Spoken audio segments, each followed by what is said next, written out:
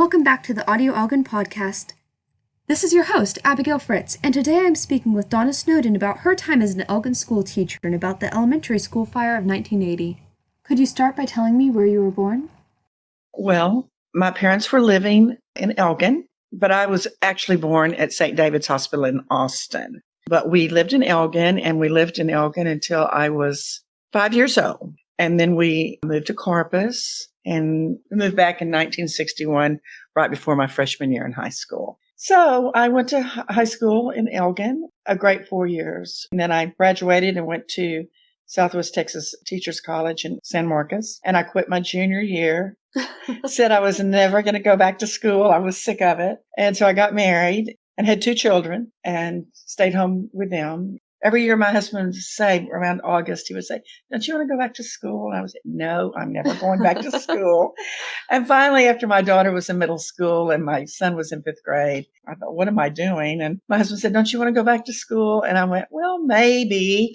And so he wouldn't leave me alone until I finally went back to school. So I went back for that final year, and best thing I ever did in my life, and got my degree and graduated in December from Southwest Texas. And that was the year that the elementary school burned in Elgin, and a teacher was moving and they needed a new teacher.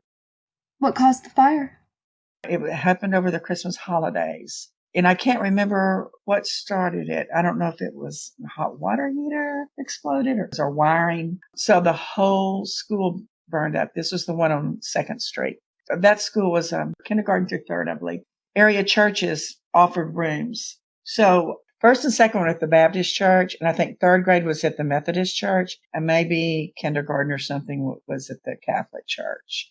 And so every day, school buses would have to come to those churches and pick up students and then drive them to the high school cafeteria for lunch. That was for a year. So anyway, I wasn't teaching. I had just graduated from college that December, and I had not planned on going to work then. I thought, okay, I'm going to take off this next semester and then I'll try to get a job in September. And so Mr. Eddie Brandt was the principal of the elementary school that burned down. And he called me, and he had a teacher leaving and wanted to know if I wanted the job. And I said, well, let me think about it. And so I never called him back. So finally, a couple of weeks later, he had the school secretary call me, and Connie Villarreal. She said, well, Mr. Brandt would like to know if you want that job or not. Yeah. And I went, oh, and I really didn't want it. But I thought, oh, take it. So I took the job, and it was the smartest decision I ever made because all the teachers in that school had lost all of their teaching materials. So I started off on an even keel with those teachers. I didn't have anything, and they didn't have anything except what would have been donated. So I said, okay, I'll take the job. It was 2nd grade, and it was at the Baptist church. And I walked into my classroom, and that teacher that was leaving, she had set up that whole classroom for me. Everything had been done. I mean, bulletin boards, grade books. And I walked in, and all I had to do was just learn the curriculum and start teaching. And I had the absolute most perfect students. And it was a small class, probably about 22 students. Anyway, they were so good that sometimes I felt like I was being too easy on them because my first year to teach, I didn't know. And so there was this little boy that I felt so bad. He would come in late every day. And my class was just, I had already given them assignments. They were sitting at their desk working. So finally I thought, okay, Donna, you've got to be stricter. He should not be coming in late to school every day. So I called him over to my desk. And of course, all of the students, they were watching and listening. So I whispered to him, Gary, you've got to start getting to school on time. You're late every day. And then he said, I'm sorry, Miss Snowden, but I didn't have any clean clothes. We had to go to the washateria and wash them before I could come to school.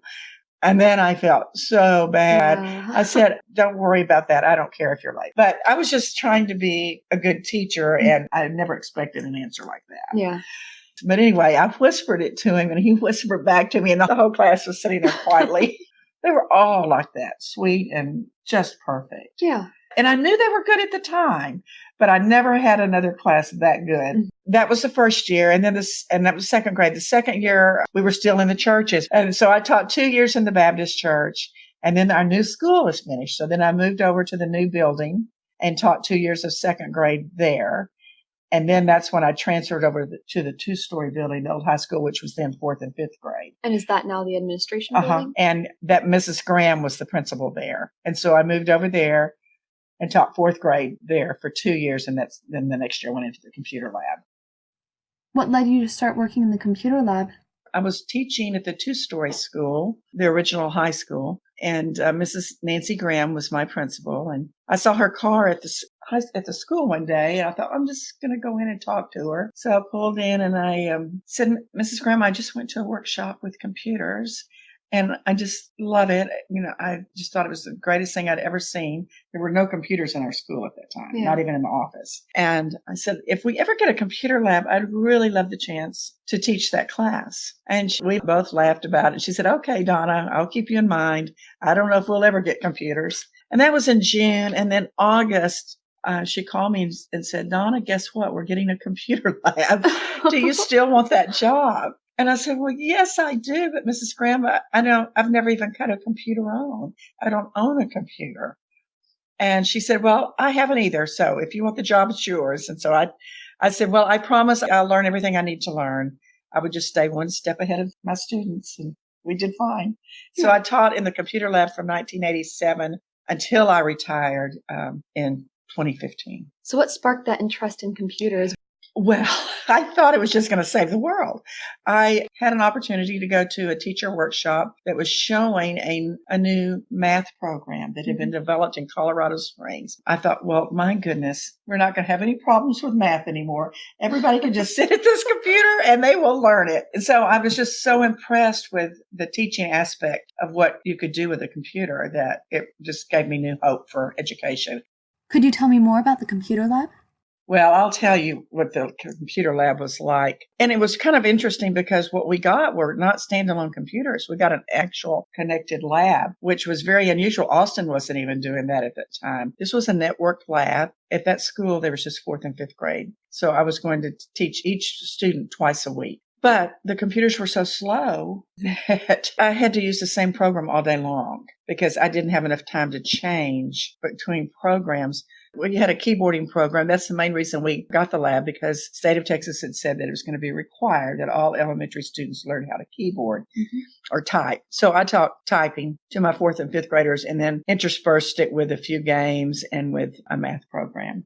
Up until 2015, I still taught keyboarding. Oh, so you retired in 2015? I retired in 2015 after I taught 34 years. And I didn't start teaching until I was 30, so I got a late start. But I taught 34 years.